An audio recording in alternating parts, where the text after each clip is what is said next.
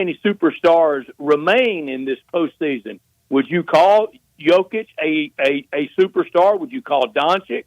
Would you call Tatum? Would you call Kyrie a superstar? Two of those three have two of those four I just asked about have championships. Kyrie and Nikola Jokic. I would say as far as superstars are concerned, Jokic and Luka probably the only two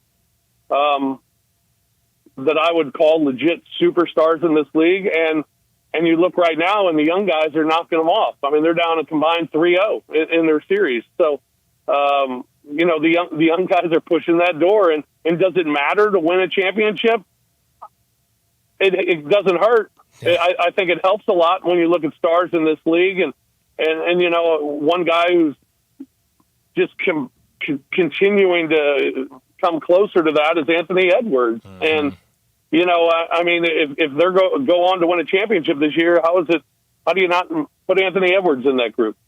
Yeah, it's hard not to. It's just so much fun to watch all these. And speaking of Anthony Edwards, this start to the series for Minnesota against the Nuggets has just been incredible to watch. I think after one game, everyone said, okay, Minnesota is going to make this thing fun. And then after the second game where they dominated Denver again, it was like, oh, okay, the Timberwolves are for real, and they're ready to take this over. What has been your biggest takeaway from that? Obviously, the Timberwolves are playing great defense. How have they been able to neutralize this Denver offense?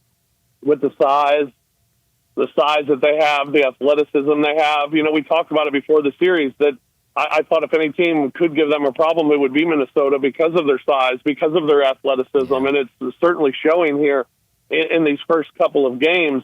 They play great team basketball, and it's fun to watch, and it's led by Anthony Edwards and the star that he is, but his ability to know when to take over, when to make shots, when to have the ball in his hand and do things on his own. And Mike Conley does a great job of putting guys in position to do it. And then the size that they have with Karl Anthony Towns, with Rudy Gobert, with Kyle Anderson, who's guarded Jokic at times in the series. And then you throw in a guy off the bench in Naz Reid, who's been absolutely spectacular in the sixth man of the year. They play great team basketball. I told you they were deeper than any team in the West, and that they had the best chance against Denver, and I think we've seen it in these first two games for sure.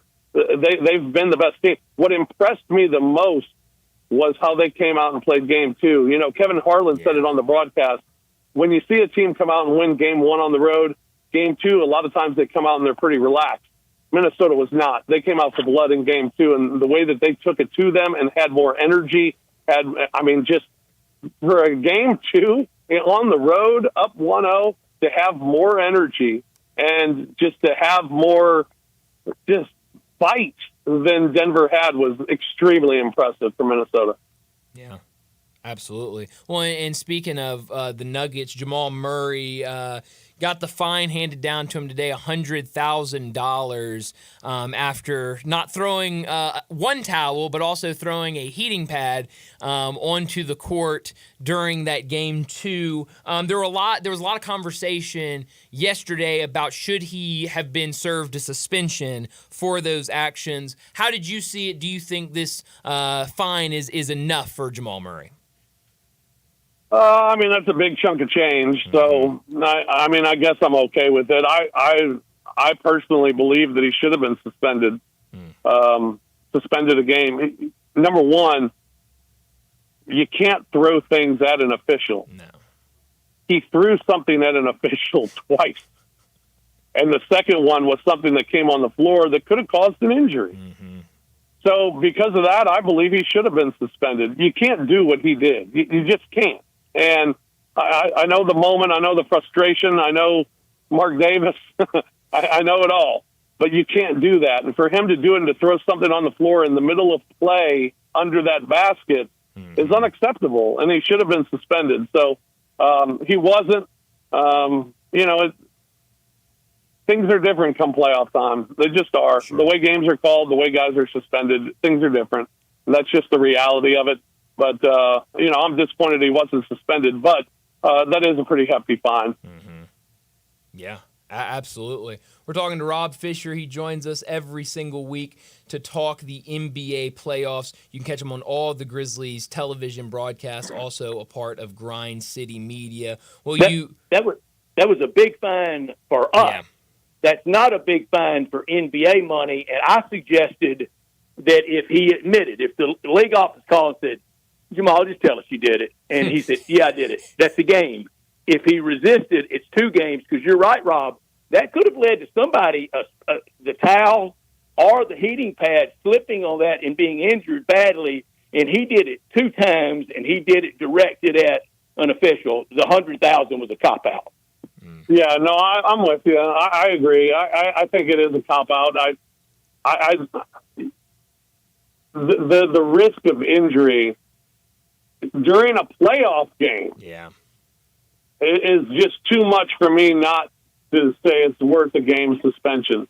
He knew it when he did it. I mean, hell, you can't throw things on the floor, especially a towel is one thing, but a heating pad's another thing. You step on that, you could sprain an ankle just stepping on it. Yeah. A towel you might slip, but a heating pad, you step on it, you could sprain an ankle just stepping on those things, and it was dangerous, it was irresponsible and unacceptable, all those things. And yeah, I'm surprised. I'm not really surprised he didn't get the game suspension, but I think he should have. Yeah, no, I'm with you on that. I'm curious. All the talk yesterday and even today has been about this Knicks and Pacers series and kind of how that game ended with the call of the illegal screen where Dante DiVincenzo, I say give him credit. I mean, he sold that call. I understand, call it a flop, whatever you want. Sold the call in a big moment and got it. What did you make of the end of that game? And this feels like, with Game 2 being tonight, that this will be a very close back-and-forth series. Well, the kick ball was a bad call too. That led up to it. That's the one that I'm more what thought was more egregious. I mean, the illegal block. I guess to me, I wish it wouldn't have been called. Mm-hmm. But there are the letter of the law people. It was an illegal block. It was. I think in that situation, that one's a referee's discretion, whether it is or whether it isn't. And I wish he would have let it go. But he calls it, and, it's not going to show up on the 2-minute report because it's the right call. Right. It was, it's crazy because to me as a fan, I wish it wouldn't have been called just to play the game out. But also, if you're going to be a fan of, you got to call it when it's the foul and not call it when it's not a foul, regardless of the time of the game. Well, then you got to call it. Sure. So when it's called, it doesn't bother me. I don't have a dog in the fight, but if watching it the other night, I was really enthralled with the end of that game, and when that call was made, I was a little surprised and a little disappointed that the call was made, but I got over it quickly because it was a foul, frankly. Yeah. and a foul's a foul, so it was.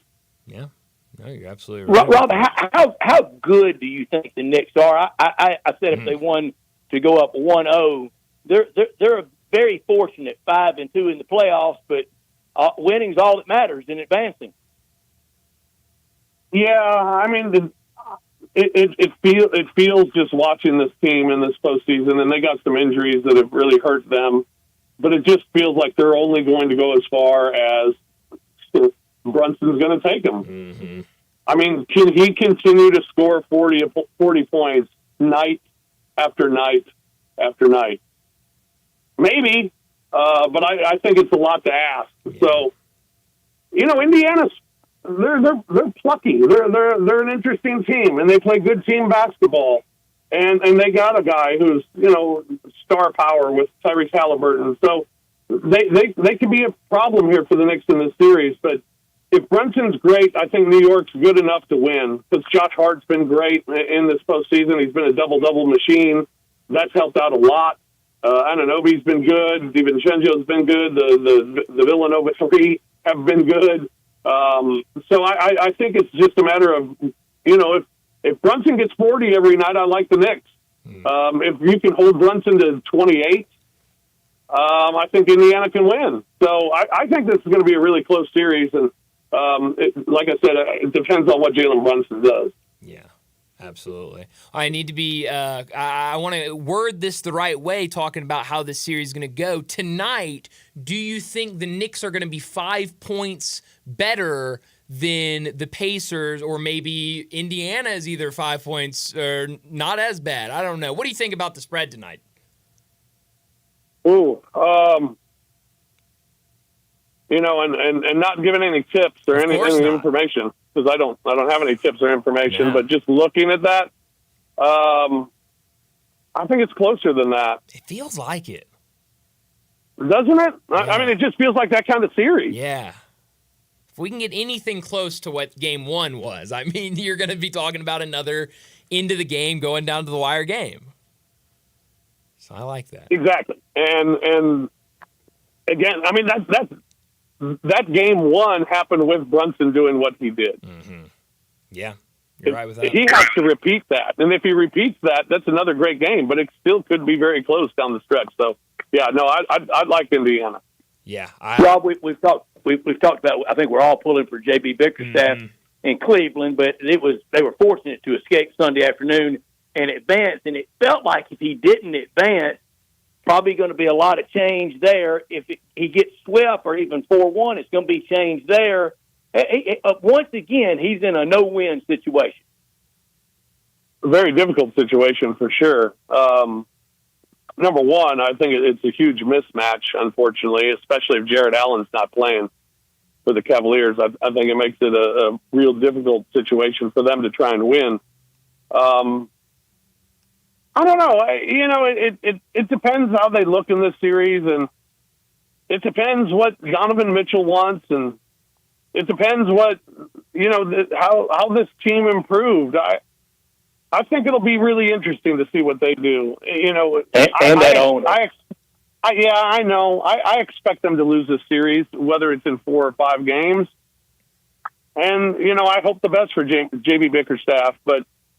You don't know in the NBA. I mean, hell, look at what's happening in Los Angeles. And, this is Cleveland. So do you want to take that next step? And do you think the next coach will be the one to take that next step with the team? That's something I guess they have to figure out. But ownership in Cleveland, I wouldn't put anything past them. But, I hope JB's given another year. I mean, they went through a lot of crap this year, that Cleveland team did. A lot of injury problems, and but they were able to still maintain the 4th seed in the East and get to the second round and get to the semifinals of the conference. And now you're taking on the best team in the league. I mean, what do you expect against this Boston team? They're the best team, and they were all season long, and I expect them to still be.